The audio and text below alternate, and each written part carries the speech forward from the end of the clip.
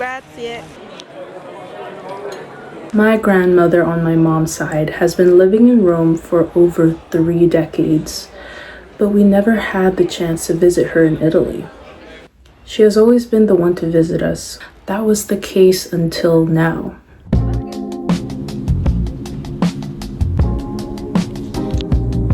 When I finally got to take in the Italian landscape on our drive from the airport, I was so taken by how different things were from anything I've seen.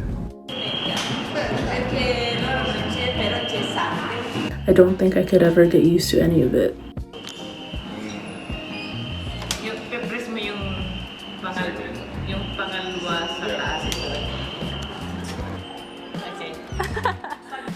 Wow, Deo!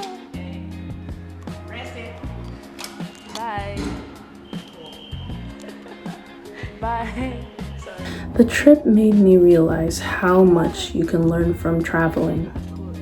The cultural norms and every aspect of Italian daily life is nothing like what I grew up with. That's crazy. It was a welcome change of pace though.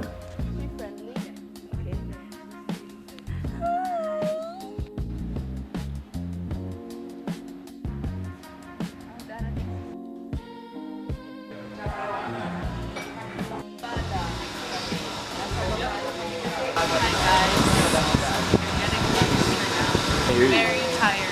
I didn't get to sleep. Despite having slept 0 hours on our 8-hour flight to Rome, I still wanted to make the most out of our first day. And so I met up with Grace, my friend from Toronto, who was also in the area being Europe. How do you feel compared to Toronto? It definitely feels like I'm walking in a very historic place. And you have no idea how weird, but comforting it felt to see someone familiar while in an unfamiliar place.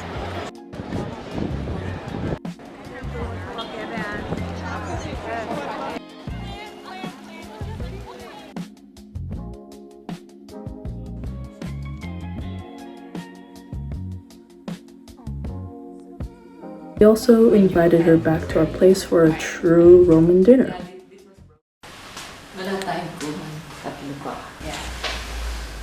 On our second day, we aimed to stop by more of Rome's attractions. Our first stop was the Vatican City. It definitely met all expectations, including the crowd.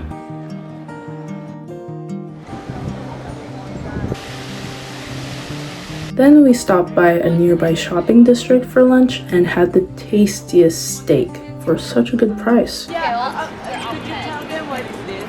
Because I don't know how to speak. This is called Largo Argentina. I actually have no idea. These were like Senate buildings, I believe. And in one of these Senate buildings, I believe one of them, like where those columns are, that's where Caesar was killed. Wow. Where he was killed. And every year on the anniversary of his death, the Ides of March, so the 14th of March, they reenact it. And this year, there was someone who reenacted in a Shakespeare.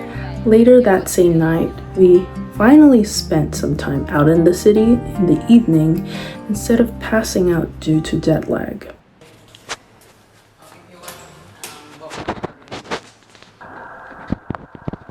Where are we going? We're going to take another tram. We have to get off the next stop and get another tram going to Colosseo. So excited. I don't want to keep oversharing every detail though, so let's speedrun this. On this day, we decided to visit the Colosseo, the Victor Emmanuel Monument,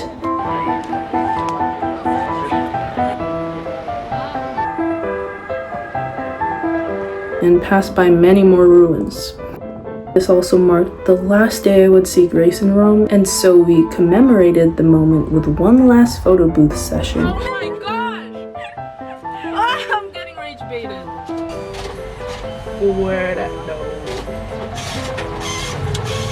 Oh, it's here. Oh, bruh! And with the most delicious truffle carbonara for dinner at Darbatone Rione Monti. I say it right. By the way, I'm learning Italian on Duolingo. We then set out to go to Via del Corso, which is one of Rome's main shopping districts. Within the area is Piazza di Spagna, which was great. But did you know that if you turn right, you can find the coolest McDonald's ever? I'm kidding, but it was actually one of the greatest culture shocks.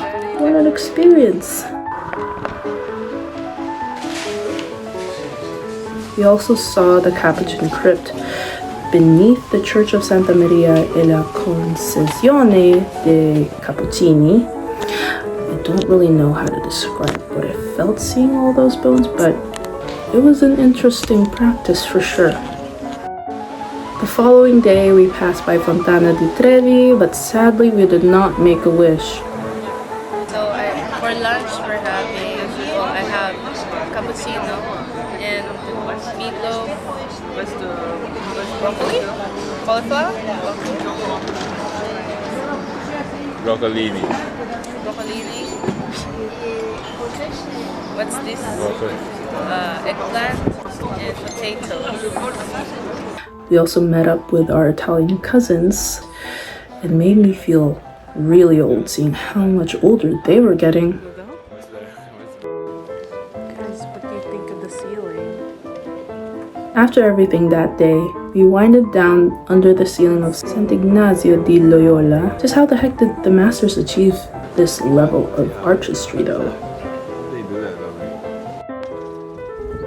Our trip to Firenze and Pisa was the most stressful that we had.